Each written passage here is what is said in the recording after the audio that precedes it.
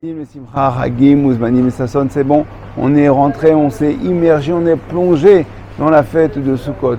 Pourquoi je vous dis plongé? Parce que faut savoir que Souka, la mitzvah de Souka, c'est une des seules mitzvahs qu'on fait entièrement avec notre corps. Il y a 3 mitzvot. Il y a la mitzvah de Souka où on rentre de tout notre corps dans cette mitzvah. Par exemple, Tfilin, c'est que les bras, Talit, c'est le corps, et ainsi de suite.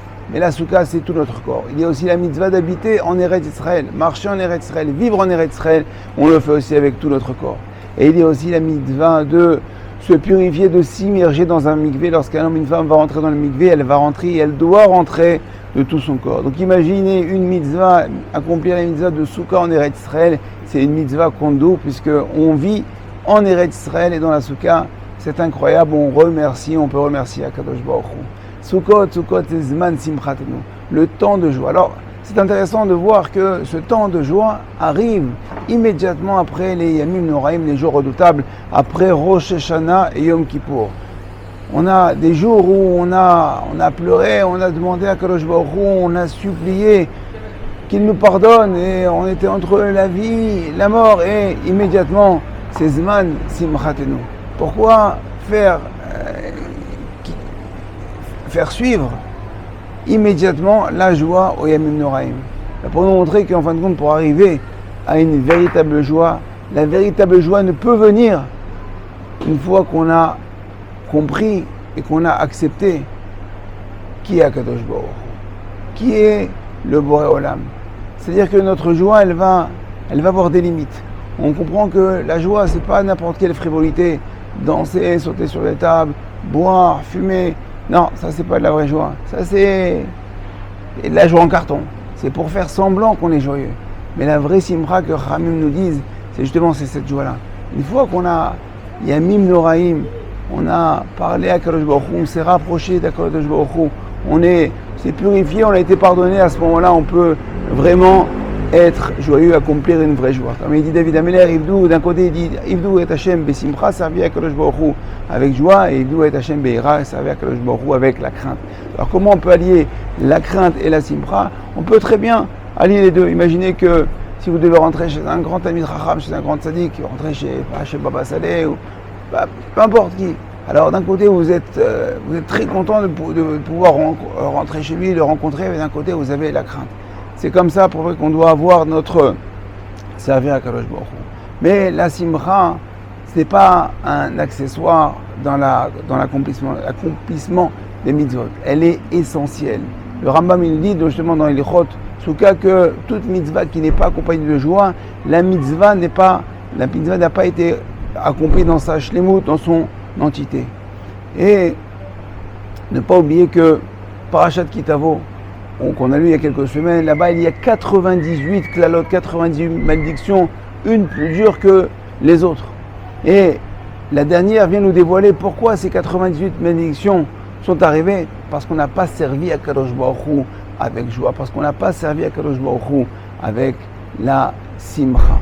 Alors c'est intéressant de voir que 98, d'un côté, Souka, c'est 91. Et les 7 jours de Sukkot, 7 plus 91, ça fait 98. C'est-à-dire que grâce aux 7 jours de Sukkot qu'on va vivre dans la Souka, on va s'imprégner de simcha et de joie, alors on pourra se parer face aux 98 malédictions, contrer ces malédictions, un vrai bouclier. La simcha, c'est un vrai bouclier contre tous les malheurs.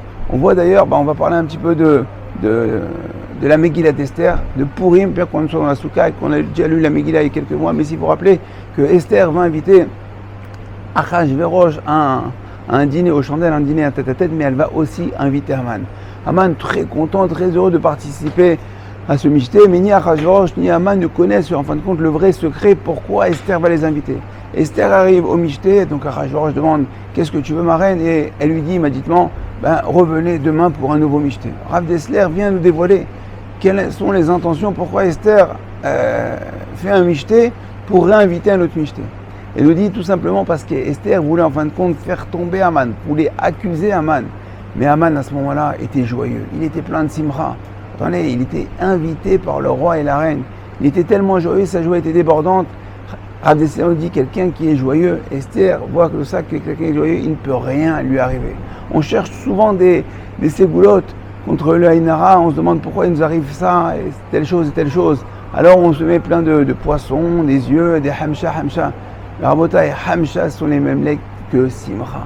Quelqu'un qui a la simcha, il a un vrai bouclier contre toutes les mauvaises choses. L'Admour de Vizhnitz, le Imre Chaim, il avait ce trait, cette mida particulière, le trait de caractère particulier d'être tout le temps joyeux. Il était très très joyeux, mais une vraie simcha. Et il disait comme ça que Sukkot, c'est Zman Asif, le temps des récoltes, et aussi Zman Simchatenu, le temps de la joie, c'est le moment de faire des récoltes, de faire des boîtes de conserve de Simcha pour toute l'année. Il faut justement s'imbiber, s'imprégner de Simcha pour toute l'année Bezrat Hashem. Qu'on puisse pendant ces 7 jours, avec sa femme, avec ses enfants, avec ses amis, avec ses voisins, partager cette joie, inviter des gens, aller chez des gens et réjouissez-vous tous enfants. Mais rappelez-vous que cette Simcha-là vient après les Yamim Noraim. On a besoin d'une structure, de limiter notre Simcha et pas de faire n'importe quoi et de rire à tue-tête pour n'importe quelle bêtise. Une vraie Simcha pnimite intérieure, et qu'une fois qu'on est plein à l'intérieur, ça va déborder. Il y a des gens qui débordent des gens, et alors qu'à l'intérieur ils sont vides, en fin de compte ils sont juste, il n'y a rien, c'est pas de la vraie Simcha. Et c'est pas pour rien que Simcha Bet HaShoeva commence le premier soir, le premier soir de Chol HaMoed, le deuxième soir de Sukkot, ou Shpizim de Yitzhak, qui représente la mida de rigueur, la Gvura. Parce que justement la Gvura, ce sont les limites. Pour avoir une vraie Simcha, on a Simcha Bet HaShoeva et la rigueur, parce que les deux ne sont pas opposés. Justement, on a besoin des deux pour arriver à une véritable Simcha. Alors Rabotai, je vous souhaite Chag Sameach, je vous souhaite de vous réjouir comme il se doit avec vos proches, de faire le plein des provisions de Simcha, parce que si chaque juif arrive à faire des provisions de Simcha, alors c'est sûr que Am Israël va déborder de joie, une véritable joie, et sera prêt pour recevoir et accueillir le Beth Amikdash et pouvoir danser tous ensemble un vrai Simcha Bet Shoeva au Beth Amikdash. Bimera Be'aminu. Amen. Kol Tov.